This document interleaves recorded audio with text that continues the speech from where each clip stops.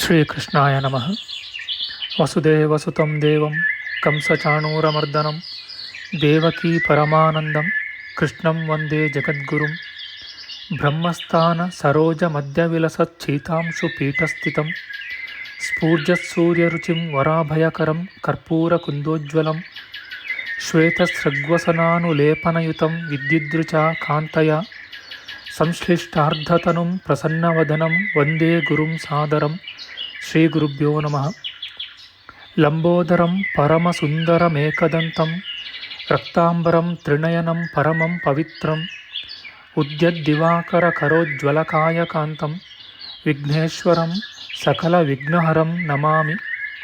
ತ್ವಾಂ ದೇವ ವಿಘ್ನದಲನೇತಿ ಚ ಸುಂದರೇತಿ ಭಕ್ತಿಪ್ರಿಯೇತಿ ಸುಖದೇತಿ ಫಲಪ್ರದೇತಿ ವಿದ್ಯಾಪ್ರದೇತ್ಯಗಹರೇತಿ ಚ ಯೇ ಸ್ತುವಂತಿ ತೇಭ್ಯೋ ಗಣೇಶವರದೋ ಭವ ನಿತ್ಯಮೇವ. ಶ್ರೀ ಮಹಾಗಣಪತಯೇ ನಮಃ. ಯಾ ಕುಂದೇಂದು ತುಷಾರಹಾರಧವಳ ಯಾ ಶುಭ್ರವಸ್ತ್ರಾವೃತ ಯಾ ವೀಣಾ ವರದಂಡಮಂಡಿತಕರ ಯಾ ಶ್ವೇತಪದ್ಮಾಸನ ಯಾ ಬ್ರಹ್ಮಾಚ್ಯುತ ಶಂಕರ ಪ್ರಭೃತಿಭಿಃ ದೇವೈಃ ಸದಾ ವಂದಿತಾ ಸಾ ಮಾಂ ಪಾತು ಸರಸ್ವತೀ ಭಗವತಿ ನಿಶ್ಶೇಷಜಾಡ್ಯಾಪಃ. ಶ್ರೀ ಸರಸ್ವತ್ಯೇ ನಮಃ. ವೇದಾರ್ಥತತ್ವವಿಶದೀಕರಣೇನ ಪುಂಸಾಂ ಉಚ್ಚೈರ್ಗತಿಂ ಜಗತಿ ಯೋ ದಯಾಯ ವಿಧಾತುಂ ರಮ್ಯಾಂ ಪುರಾಣಪದವೀಂ ಪ್ರಣಿನಾಯ ತಸ್ಮೈ ಲೋಕೇಶವೈಭವಪುಷೇ ಋಷಯೇ ನಮಸ್ತಾತ್. ತಸ್ಮೈ ವ್ಯಾಸಾಯ ಮುನಯೇ ಸರ್ವಜ್ಞಾಯ ಮಹರ್ಷಯೇ ಪರಾಶರ್ಯಾಯ ಶಾಂತಾಯ ನಮೋ ನಾರಾಯಣಾತ್ಮನೆ. ಶ್ರೀ ವ್ಯಾಸಾಯ ನಮಃ. ನಾರಾಯಣಂ ನಮಸ್ಕೃತ್ಯ ನರಂ ಚೈವ ನರೋತ್ತಮಂ ದೇವೀಂ ಸರಸ್ವತೀಂ ವ್ಯಾಸಂ ತತೋ ಜಯಮುದೀರಯೇತ್. ಕನಕರುಚಿದುಕೂಲಃ ಕುಂಡಲೋಲ್ಲಾಸಿಗಲ್ಲಃ ಶಮಿತಭುವನಭಾರಃ ಕೋಪಿ ಲೀಲಾವತಾರಃ ತ್ರಿಭುವನಸುಖಕಾರಿ ಶೇಷಶಾಯೀ ಮುಕುಂದೋ ಪರಿಕಲಿತರಮಾಂಗೋ ಮಂಗಲಂ ನಸ್ತನೋತು.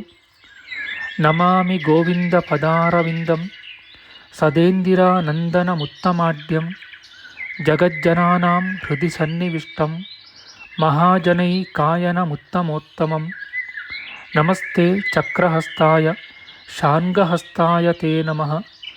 ನಂದಹಸ್ತಾಯ ತೇ ವಿಷ್ಣೋ ಶಂಖಹಸ್ತಾಯ ತೇ ನಮಃ.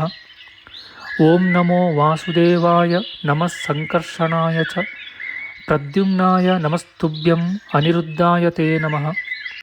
ಪಾತಾಲಾದುತ್ಪತಿಷ್ಣೋರ್ಮಕರವಸತಯೋ ಯಸ್ಯ ಪುಚ್ಛಾಭಿಘಾತಾ ದೂರ್ಧ್ವಂ ಬ್ರಹ್ಮಾಂಡಖಂಡ ವ್ಯತಿಕರವಿಹಿತ ವ್ಯತ್ಯಯೇ ನಾಪತಂತಿ.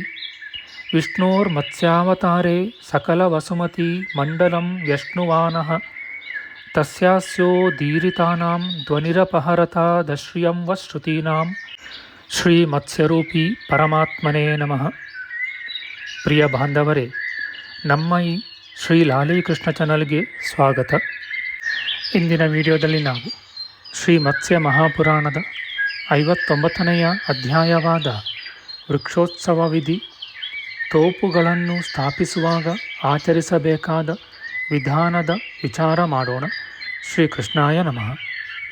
ಋಷಿಗಳು ಕೇಳುತ್ತಾರೆ, ಓ ಸೂತಮುನಿಯೇ, ಮರಗಳನ್ನು ನೆಡುವಾಗ ಆಚರಿಸಬೇಕಾದ ವಿಧಿಯನ್ನು ಕ್ರಮದಿಂದ ವಿವರಿಸು. ಪ್ರಾಜ್ಞರು ಯಾವ ಕ್ರಮದಿಂದ ವೃಕ್ಷೋದ್ಯಾಪನವನ್ನು ಮಾಡಬೇಕು, ಅಂತಹವರಿಗೆ ದೊರಕುವ ಪುಣ್ಯ ಲೋಕಗಳು ಯಾವುವು, ಅವೆಲ್ಲವನ್ನೂ ನಮಗೆ ಈಗ ತಿಳಿಯಪಡಿಸು. ಸೂತಮುನಿಯು ಹೇಳುತ್ತಾನೆ, ಎಲೈ ರಾಜೇಂದ್ರ, ಉದ್ಯಾನ ಪ್ರದೇಶಗಳಲ್ಲಿಯೂ ಉಳಿದೆಡೆಗಳಲ್ಲಿಯೂ ಆಚರಿಸಬೇಕಾದ ವೃಕ್ಷೋತ್ಸವದ ವಿಧಾನವನ್ನು ಹೇಳುವೆನು ಕೇಳು. ಪೂರ್ವದಲ್ಲಿ ಹೇಳಿದ ತಟಾಕ ವಿಧಿಯಂತೆಯೇ ಇದರಲ್ಲಿಯೂ ಎಲ್ಲ ಸಿದ್ಧತೆಗಳನ್ನು ಮಾಡಿಕೊಳ್ಳಬೇಕು. ಋತ್ವಿಕ್ಕುಗಳನ್ನು ವರೆಸುವುದು, ಮಂಡಲ ರಚನೆ, ಸಾಂಬಾರ ಸಂಗ್ರಹ, ಆಚಾರ್ಯವರ್ಣ ಇವೆಲ್ಲವೂ ಪೂರ್ವದಂತೆಯೇ. ಅಲ್ಲಿನ ಹಾಗೆಯೇ ಬ್ರಾಹ್ಮಣರನ್ನು ಸುವರ್ಣಾಭರಣಗಳಿಂದಲೂ ವಸ್ತ್ರಗಳಿಂದಲೂ ಗಂಧ ಪುಷ್ಪಗಳಿಂದಲೂ ಸತ್ಕರಿಸಬೇಕು. ವೃಕ್ಷಗಳನ್ನು ಸಕಲೌಷಧಿ ಸಹಿತವಾದ ಜಲದಿಂದ ಪ್ರೋಕ್ಷಿಸಿ ಪರಿಮಳ ಚೂರ್ಣದಿಂದ ಅಲಂಕರಿಸಬೇಕು. ಪುಷ್ಪ ಮಾಲೆಗಳನ್ನು ಹಾಕಿ ವಸ್ತ್ರಗಳನ್ನು ಧರಿಸಬೇಕು.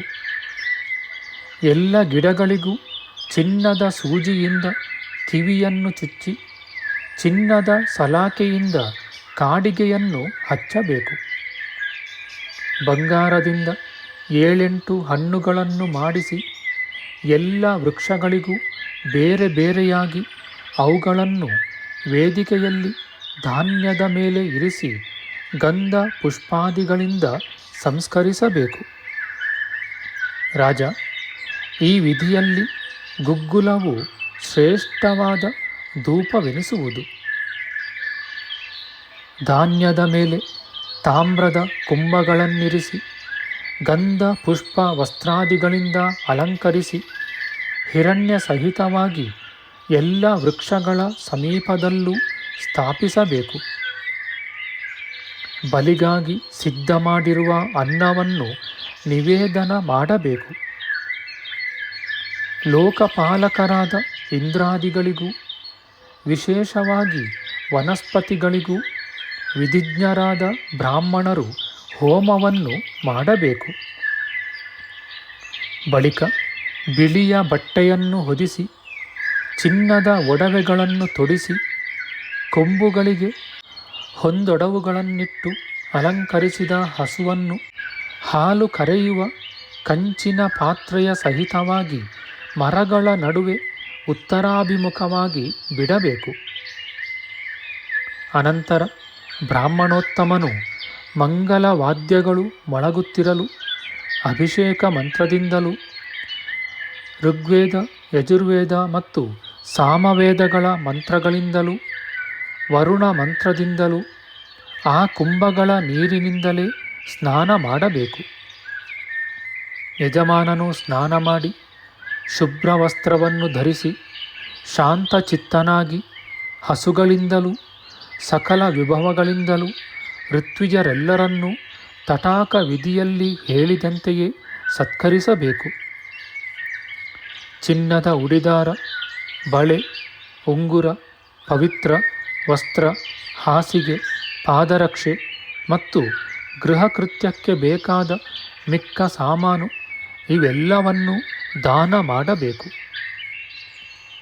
ಸಾಸಿವೆ, ಗೋಧಿ, ಕರಿಯೆಳ್ಳು ಇವುಗಳಿಂದ ಹೋಮ ಮಾಡಬೇಕು. ಮುತ್ತುಗದ ಸಮಿತ್ತುಗಳು ಶ್ರೇಷ್ಠವಾದವು. 4ನೆಯ ದಿನ ಅವಭೃತವನ್ನು ನಡೆಸಬೇಕು.